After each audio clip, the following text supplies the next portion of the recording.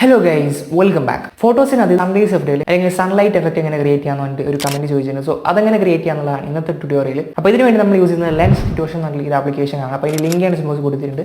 So അത് lag അടിക്കുന്നില്ല, let's go. ഇതാണ് lens distortion അല്ലെങ്കിൽ LD ഫോട്ടോ എഡിറ്റർ എന്ന് പറയുന്നത്. അപ്പോൾ ഇതിൻ്റെ ലിങ്ക് ആൻഡ് സിംബോൾസ് കൊടുത്തിട്ടുണ്ട്.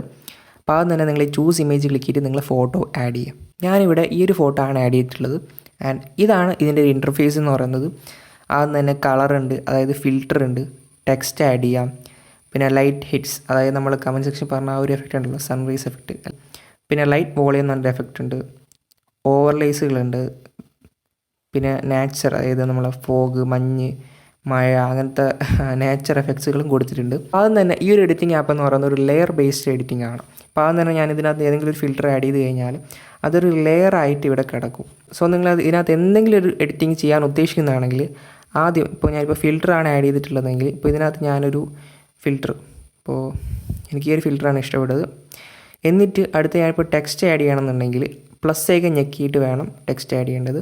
നിങ്ങളിങ്ങനെ ഓരോ എഡിറ്റ് ചെയ്യുമ്പോഴും ഇങ്ങനെ ലെയർ വെച്ച് എഡിറ്റ് ചെയ്യുക. അടുത്ത +ഒക്കെ ഞെക്കിയിട്ട് നിങ്ങൾ അടുത്ത എഫക്റ്റ് ആഡ് ചെയ്യുക. ഓക്കെ, അങ്ങനെ +ഒക്കെ ഞെക്കിയിട്ട് വേണം നിങ്ങൾ സെലക്ട് ചെയ്യാൻ. ഓക്കെ, ഇവിടെ ലോങ് പ്രസ് ചെയ്തിട്ട് ഡിലീറ്റ് ചെയ്യാം.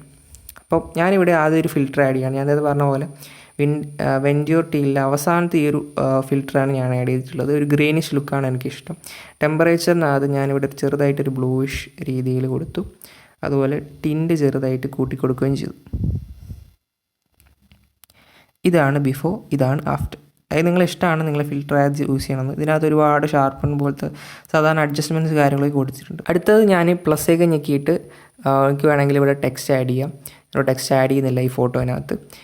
അടുത്ത ലൈറ്റ് ഹിറ്റ്സിനകത്തേക്ക് കഴിഞ്ഞാൽ എനിക്കിവിടെ ഈ ഒരു വീഡിയോയുടെ മെയിൻ എഫക്റ്റ് ഇവിടെയാണ് കിടക്കുന്നത്, ഈ ഒരു രണ്ടാമത്തെ ഓറഞ്ച് കളർ. ഇതല്ലാതെ കുറേ എഫക്ട്സുകൾ ഇതിനകത്തുണ്ട്. അതൊക്കെ നിങ്ങൾ പെയ്ഡായിട്ട് വാങ്ങേണ്ടി വരും. ഇതിൽ നമ്മൾ രണ്ടാമത്തെ എഫക്റ്റ് ക്ലിക്ക് ചെയ്ത് കഴിഞ്ഞാൽ കണ്ടില്ല, ഇപ്പോൾ തന്നെ അതിൻ്റെ ഒരു ഡിഫറൻസ് നിങ്ങൾക്ക് കാണാൻ കഴിയുന്നതാണ്. അപ്പോൾ ഇതിൽ ശരിക്കും നിങ്ങൾ ലൈറ്റ് എവിടെ നിന്നാണോ ഹിറ്റ് ചെയ്യുന്നത് ആ ഒരു ഭാഗത്തു നിന്നാണ് നിങ്ങൾ കൊടുക്കേണ്ടത്. അപ്പോൾ ഇതിൽ എനിക്ക് തോന്നുന്നു ലൈറ്റ് മുകളിൽ നിന്നോ സൈഡിൽ നിന്നൊക്കെയാണ് കൊടുക്കുന്നത്. പക്ഷേ ഞാനിവിടെ ഈ സൈഡിലാണ് കൊടുക്കുന്നത്.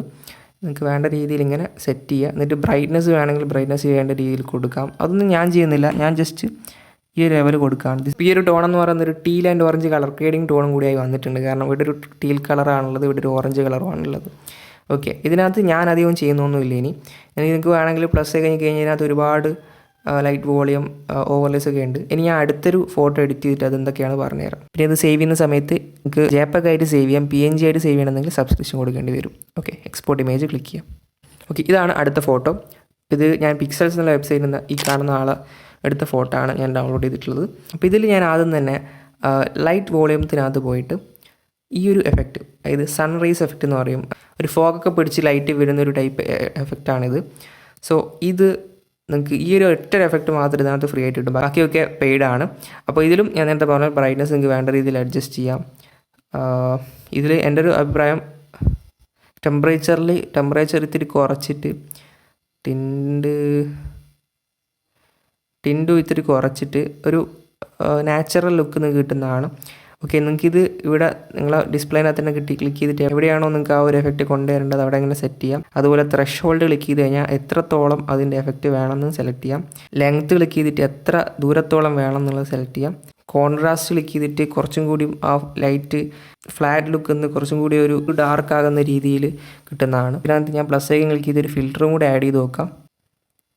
ഓക്കെ, ഞാനിപ്പോൾ ഒരു ഫിൽറ്ററും കൂടി ആഡ് ചെയ്തിട്ടുണ്ട്. അപ്പോൾ പക്ഷേ ഞാൻ അതിൻ്റെ ഒരു ടെമ്പറേച്ചർ കുറച്ചും കൂടി ഒന്ന് സെറ്റ് ആക്കണമെന്നുണ്ട്.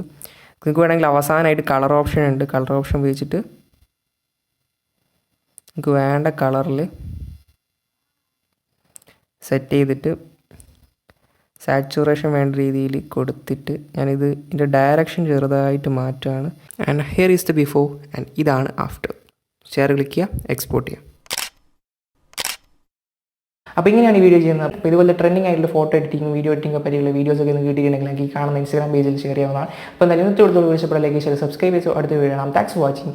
ബൈ.